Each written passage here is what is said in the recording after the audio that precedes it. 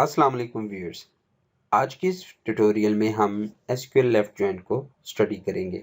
तो हमारी website learncodeweb.com के ऊपर एक पोस्ट जिसका टाइटल है SQL left join operation with an example. तो इस पोस्ट में भी कोई डेमो डाउनलोड सोर्स कोड या डेमो मौजूद नहीं है। इसकी भी एग्जांपल्स बना के आपको समझाया गया है। लेफ्ट जॉइन बहुत ही सादा सी क्यूरी है। ये बिल्कुल उसी तरह लिखी जाती है जिस तरह हमने इनर जॉइन को स्टडी किया था। जॉइंस इस्तेमाल किस लिए होते हैं वो मैंने आपको इससे पिछली वीडियो में बताया था कि जॉइन हम क्यों इस्तेमाल करते हैं।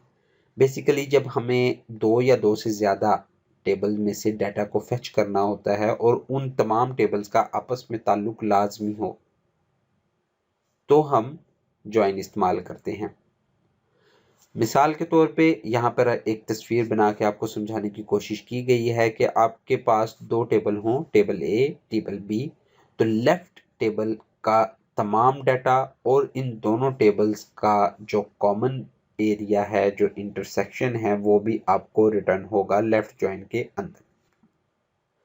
तो इसकी क्यूरी लिखने का सादा सा तरीका है, उसी तरह क्यूरी है जिस तरह इनर जॉइन की थी, बस इसमें जो कीवर्ड इस्तेमाल होगा वो होगा लेफ्ट जॉइन का। बाकी क्यूरी सेम है। इसके अंदर भी आप वेयर क्लॉज और ऑर्डर बाय वगैरह, ग्रुप बाय वगैरह, ये तमाम ऑपरेशंस लगा सकते हैं। क्लॉज आप सारी इस्तेमाल कर सकते हैं। अब हम जो प्रैक्टिस थी वो हम कर रहे थे अपने माई एसक्यूएल सर्वर के ऊपर, जिसके अंदर हमने दो टेबल बनाए थे। एक था एम्प्लॉयज का और एक टेबल था हमारे पास डिपार्टमेंट का। तो इन दोनों टेबल्स का जो ताल्लुक है वो है डिपार्टमेंट आईडी के ऊपर। एम्प्लॉयज के टेबल के अंदर डिपार्टमेंट आईडी हमने डाली हुई है कि कौन सा एम्प्लॉय किस डिपार्टमेंट के अंदर फॉल करता है। तो इन दोनों का डाटा जो गेट होता है वो डिपार्टमेंट आईडी की बेस पे होता है।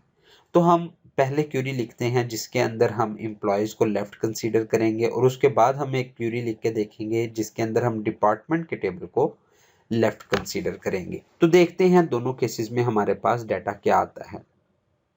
एज पर डिस्क्रिप्शन हमारे पास लेफ्ट जॉइन के अंदर लेफ्ट वाले टेबल का कंप्लीट डाटा रिटर्न होना चाहिए। तो देखते हैं, हम क्यूरी स्टार्ट करते हैं। अभी मैं एम्प्लॉयज के टेबल को लेफ्ट पे कंसीडर कर रहा हूँ। Select static from employees as A left join as A. Basically मैंने उस एम्प्लॉयज का एलियस बना लिया। इस टेबल का नेम एम्प्लॉयज का सा लंबा है, बार बार मुझे लिखना अगर पड़ेगा तो मैं एम्प्लॉयज डॉट इसका कॉलम नेम, ये खासा लंबा होगा लिखना। तो मैंने उसको एलियस बना लिया उसका ए। तो अब मुझे जब भी एम्प्लॉयज का टेबल कॉल करना होगा कहीं पे, मैं क्या कॉल करूँगा, सिंपल ए। तो हम इसको लेफ्ट ज्वाइन करवा रहे हैं डिपार्टमेंट के साथ। इसको मैं कह देता हूँ एज बी ऑन किस बेस के ऊपर, ए डॉट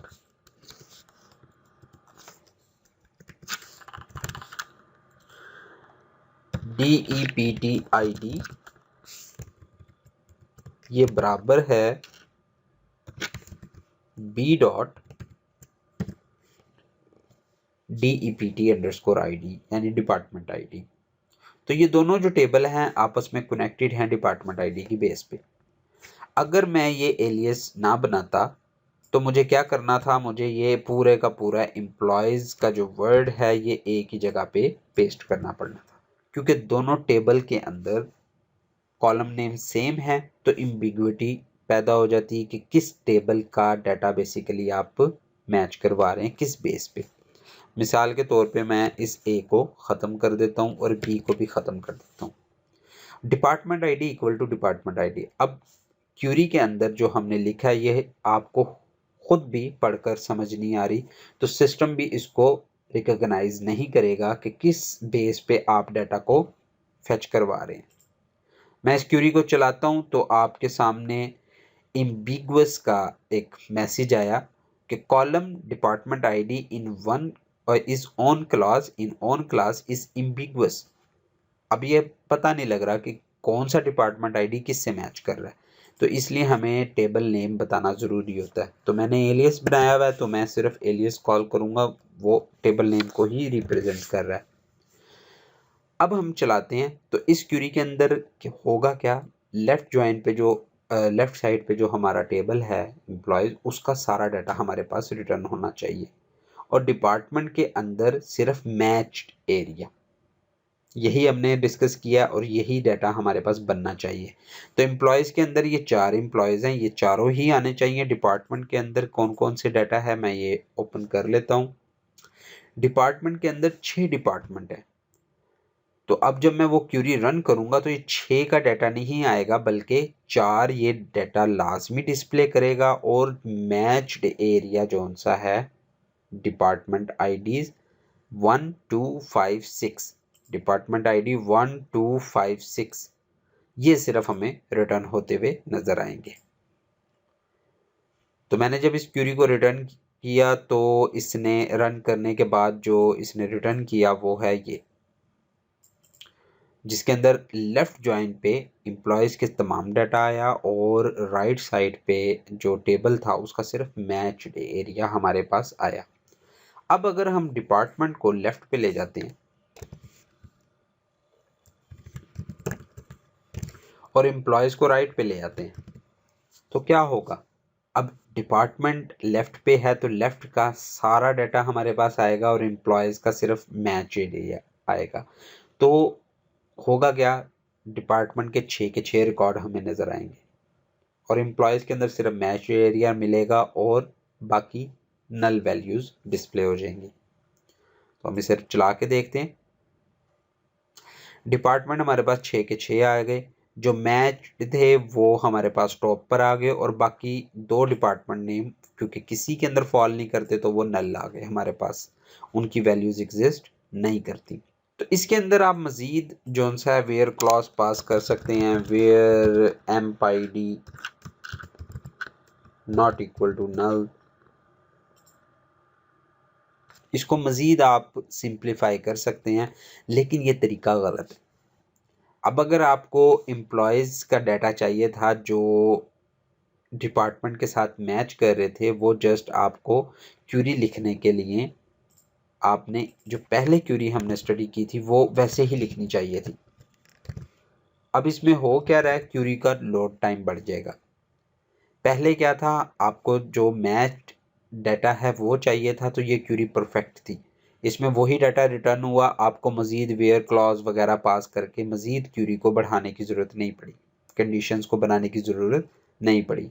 तो बेहतर है हम मज़ीद क्यूरी को बढ़ाएं ना, उसके अंदर वेयर क्लॉज या दूसरी क्लॉज को इस्तेमाल करके डाटा को मैनिपुलेट ना करें, बल्कि हम उसी तरह से चलते हैं जिस तरह से पहले हमने क्यूरी लिखी थी। जितनी छोटी क्यूरी हो, जितनी सिंपल सी क्यूरी हो, उतना उसका लोड टाइम में भी फ़र्क पड़ता है और डाटा पुल जो आप कर रहे हैं उसकी भी एफिशिएंसी ज़्यादा होती है। अभी मैं ये ऑपरेशन परफॉर्म कर रहा हूँ 4 या 5 रिकॉर्ड के ऊपर, जब आप ये ऑपरेशन परफॉर्म करेंगे मिलियंस ऑफ रिकॉर्ड्स के ऊपर तो आपका जो डाटा है वो खासा टाइम ले सकता है।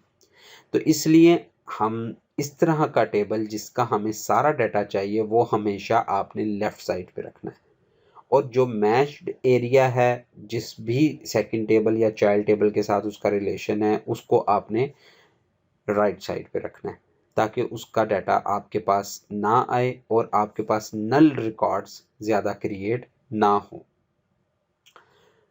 तो गाइज ये था आज की हमारी वीडियो जिसमें हमने लेफ़्ट जॉइन को स्टडी किया है। आने वाली वीडियोस में हम मज़ीद जो उनसे जॉइंस हैं उसको भी स्टडी करेंगे। उम्मीद है आप सबको ये वीडियो अच्छी लगी होगी। हमारे चैनल को सब्सक्राइब करें, लाइक करें और बेल आइकन दबाना मत भूलिएगा। मिलते हैं अगली वीडियो में। अल्लाह हाफिज़।